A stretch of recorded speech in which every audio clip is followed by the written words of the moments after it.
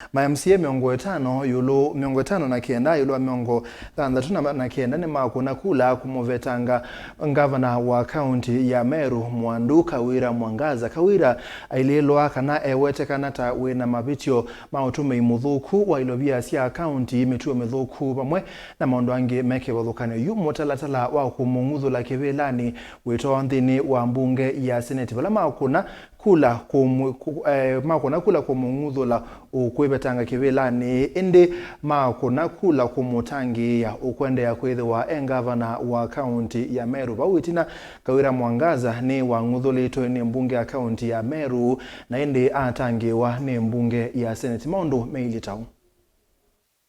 The governor has grossly violated, among others, Articles 10, 174(1), 185(3), and 195 of the Constitution, Section 39 of the County Government Act 2012, and 3, Section 18, 22, and 27 of the County Assembly's Powers and Privileges Act 2017 by engagement, connivance, through complicity in the following: A, refusing to honor off summons to appear before the Assembly's Sectoral Committee on Justice, Legal Affairs, and Cohesion to answer questions on the matters raised in the preceding part of this impeachment motion.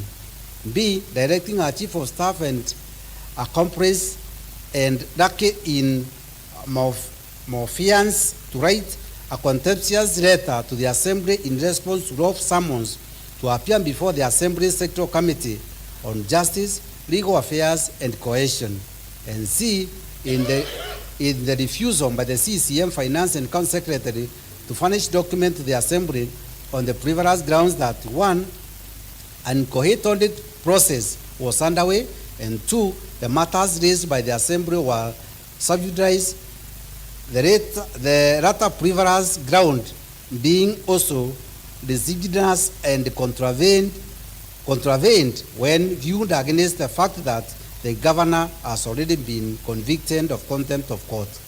22, evidence of the governor's engagement, connivance, through complicity in the aforesaid gross violation of the Constitution and the law is to be found in a letter by the governor's Chief of Staff dated 11 October 2023, a copy of which is produced on pages 444 to 445 of the exhibits. Through the powers vested in me by the people of Abogeta East, I vote yes. Honorable Timothy Mutweri Joshua. I vote yes. Honorable Titus Muredi Mutira. On behalf of my own conscience and the people whom I represent, I vote yes. Honorable Zipora Gaki Manyara. Vote yes. And Honorable Zipora Kenya.